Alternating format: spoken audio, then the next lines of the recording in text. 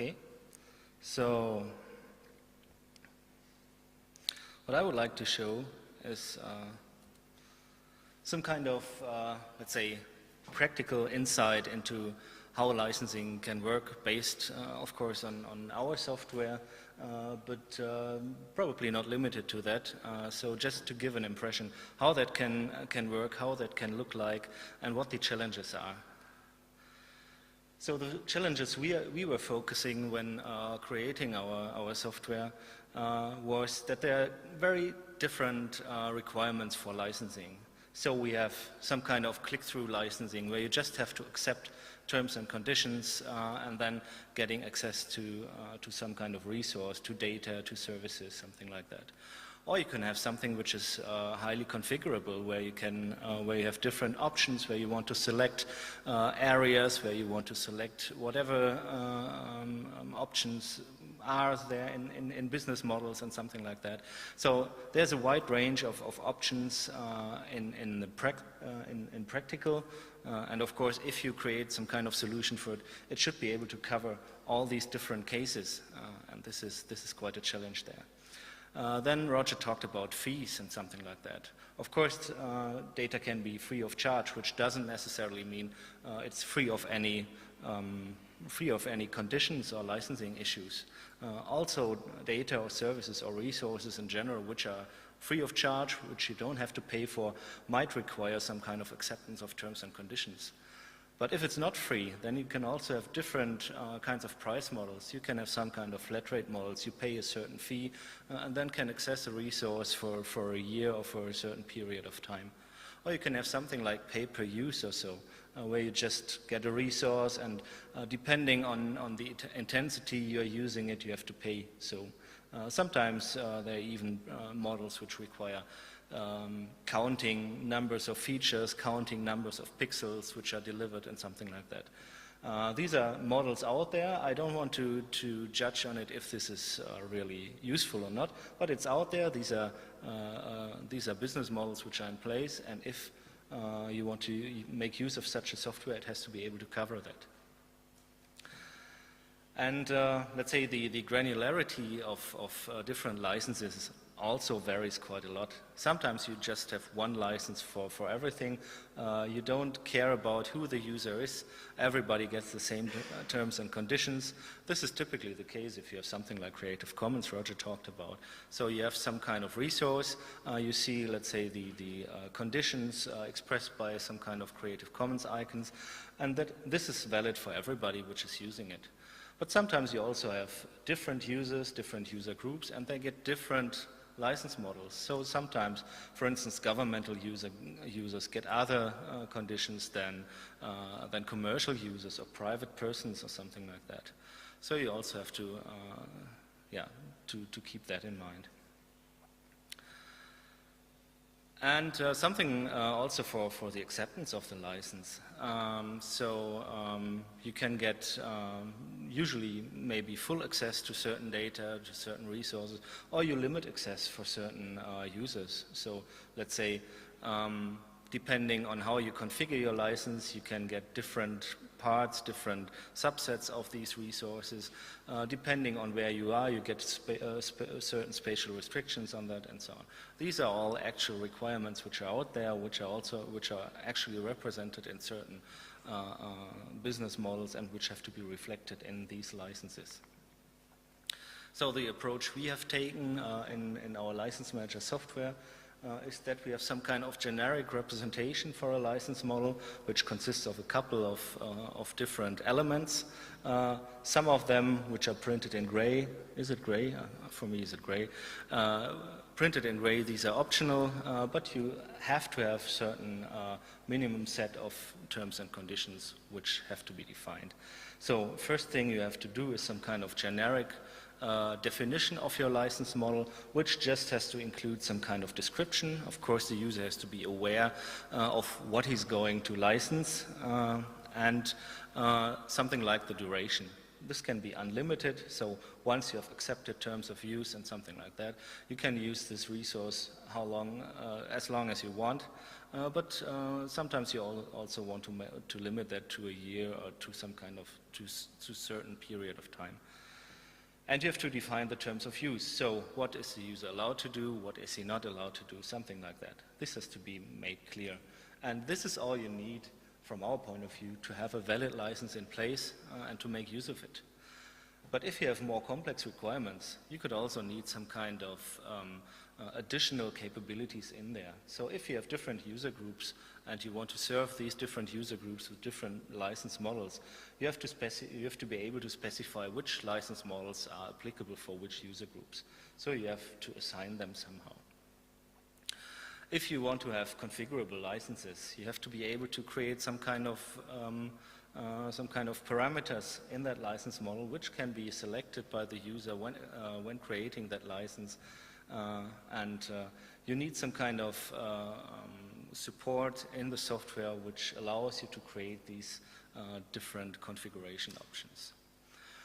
And if you want to restrict use of your resource after the license is created, for whatever reasons, maybe because of certain license configurations, because of certain user groups or whatever, you also have to be able to define restrictions, use restrictions, access restrictions within your license. And if you want to charge for it, of course, you have to be able to apply price models, which can be, as I said, some kind of flat rate, and which can also be some kind of pay-per-use price model. And defining price models means you have to be able to create some kind of formula which calculates the prices. You have to be able to refer, for instance, to certain configuration options. Maybe option 1 makes the license more expensive than option B and something like that. So that also includes quite some complexity when creating such a license. So how we approached this topic is that we created some kind of software which allows you to manage these different kinds of license models. The software is called License Manager, and as I said, within these licenses you might want to somehow assign different licenses to different users. That means first thing you have to do is provide some kind of user management, so you have to identify your users to be able to assign certain license models to them. Next thing is, of course, you have to register your services, so you have to make this software, the License Manager, aware that there is a service out there which requires the acceptance of certain license conditions before getting access. And let's say the most important one is creating the license models. So creating the models which are provided for a certain resource and which defines, let's say, the terms of use, the access rights, price models, and all these things. So this is quite a straightforward workflow. First thing you need is users. Second thing you need is make the software aware of which services it has to protect. And the final thing is create license models and publish the license models. And then, let's say the license models are out there, they are somehow accessible by users, and when users want to make use of certain resources, they are redirected or directed to the license acceptance process first. So they have to click, or they have to pay, or have to configure, or whatever is defined in the license model, and afterwards they can access the service under these conditions defined in that license. So now I would like to take somehow the risk of showing something live. So this will be based on the Inspire portal of the Land and Property Service Northern Ireland. I would like to show first how these license models are created, how let's say what you have to do in terms of getting such a license model out and getting it published.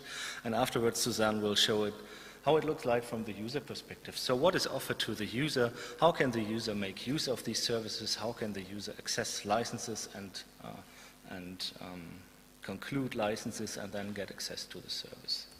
So first thing I have to start is, let's say, the administration GUI in here. And what you see then is pretty much the same as you have seen before. You have your users, you have protected services, you have license models. We don't have to care about all this other stuff. If we look into this protected services, then currently there are 3 services in there which require license acceptance.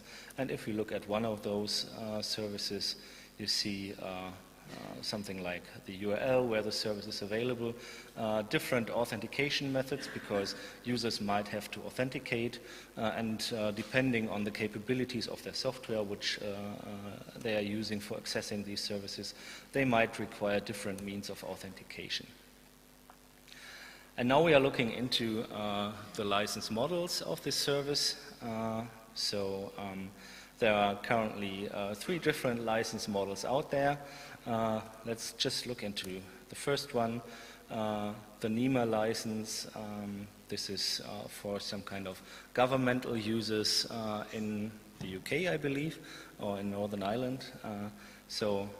This is somehow for a restricted group of users. This is defined right here. So users are assigned to certain roles, and here the role NEMA is selected. So only users under the NEMA role are able to get access to that license model at all. And you have something like terms of use, something they have to accept to, which is given here somewhere. You just put your legal text in there, and this is also displayed to the user when creating that license. You can define different rights here, which includes the restriction part. Here there's no restriction in there. Everything is allowed except that the copyright is rendered into the picture. You can also create price models, which isn't the case right here. So this is free of charge. So this is one example how these licenses can look like. And then you have other options, preview license models, which in this case are allowed for the anonymous user, so everybody can get a preview to that service, but of course with some kind of restricted use. So this is only for preview purposes, something like that. And again, you can create certain restrictions in here. And in this case, there is a spatial restriction in there because it's a preview license. You don't want to give access to the whole data set. Therefore, you just limit it to a certain area. And this can be defined right here. This is a certain preview area. This is just a reference to a certain geometry where access will be limited to afterwards.